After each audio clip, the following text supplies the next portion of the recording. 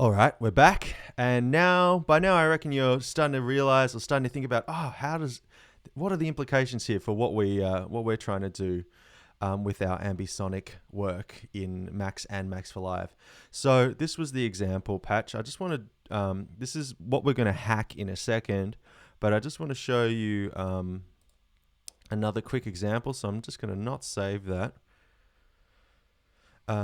And then I'm going to make a sound on one of these MIDI tracks using an instrument like this and just play a note. Fantastic. Pop it up just a tiny bit. That analog sound. Fantastic. And I'm going to route the audio to sends only. So now, because we're not turning up the sends, we're not hearing anything. So there's no chance of an erroneous output. Then we are going to go back to our downloads, go to the audio routes folder, and then in presets, audio file, audio effects, Max for Live imported, we're just going to grab the audio receiver device as an example.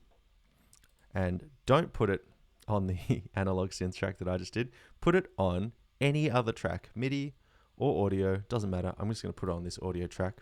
I'm going to rename this receive. Great.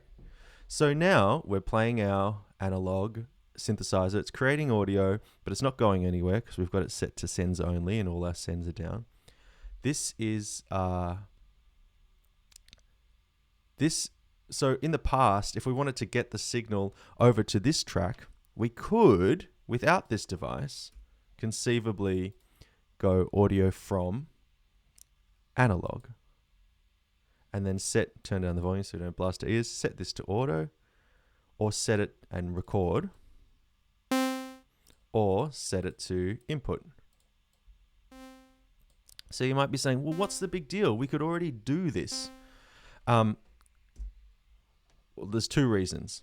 Firstly, we couldn't place that or receive that signal at a different point other than at the very start of the track signal flow. For instance, like, well, let's just look at how it works. So you could do it that way, or now, instead of that, we can set this to no input, volume down, of course, running our track. So this is, just think of it as an alternative for now. And then in this audio receiver device, we could select from the input our analog track, just as we did up here with that audio from. And now when we turn this up, we can hear it. There we go. Cool. So how's it different? Well, in this instance, the thing that is different is that we can blend that in with the incoming signal from another input here, like, MIDI 2 or a microphone or an audio clip that's there. And this will insert the audio at any point along our effects chain or a process or a signal chain.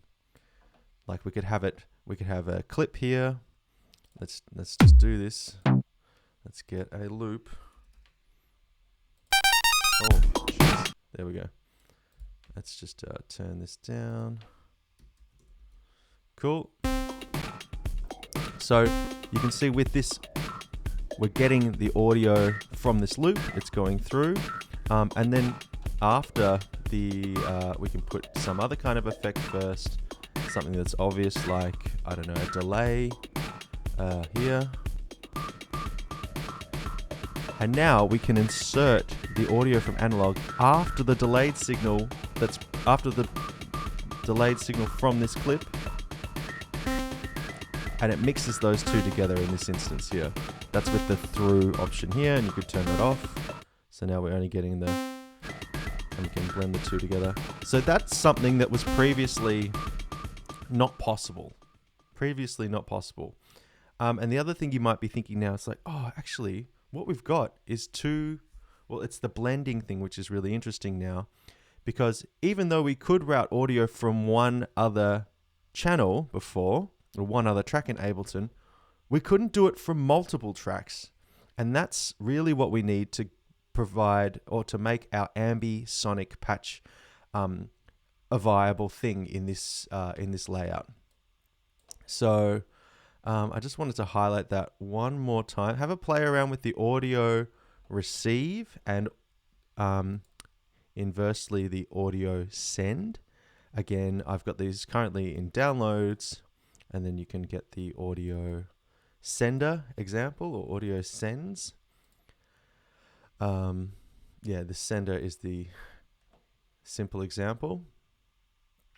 And have a play around with those, just sending audio from tracks, from one track to another, but via these Max for Live devices at any point in your signal chain, signal flow. This is that's the big change there. All right, I promise in the next video we're going to start hacking. See you there.